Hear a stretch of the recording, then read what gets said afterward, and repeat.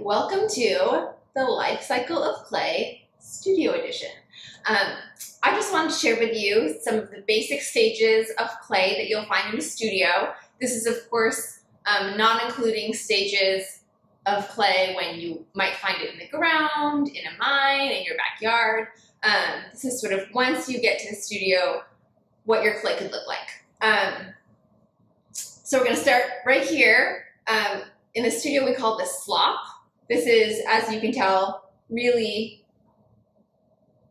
wet clay. This is clay that's waiting to be recycled into a material that's usable. So this is all of the scraps, all of the pieces that you messed up on, getting rehydrated.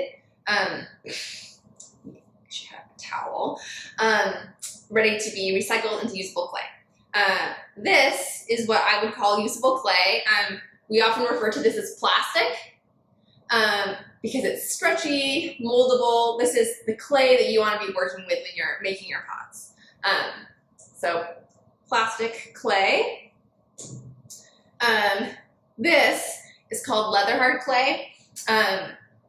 When you take this and shape it into whatever form you want, once it's firm enough that you're not going to like squish it by touching it, but it's still wet. That's the leather hard stage. So you can see that I can kind of like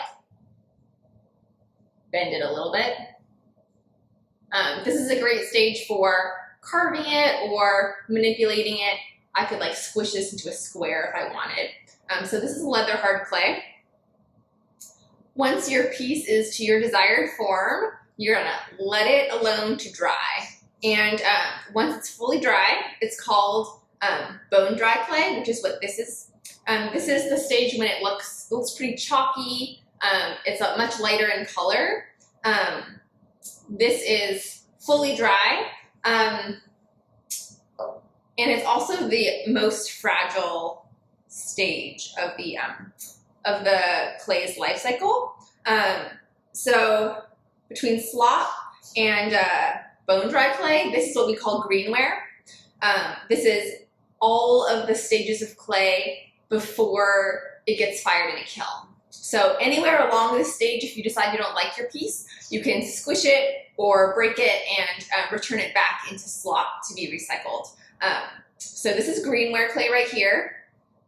Once your piece is fully dry, it can go in a kiln, which is a machine that we use to fire our clay to really hot temperatures to start to make it more permanent in the stages where you can no longer recycle it. So there are two different firings that we do. The first firing is called bisque firing.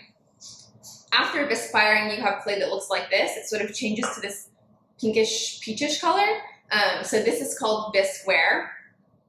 That first firing is a relatively low firing. We fire our bisqueware to around 1800 degrees here at Union Project.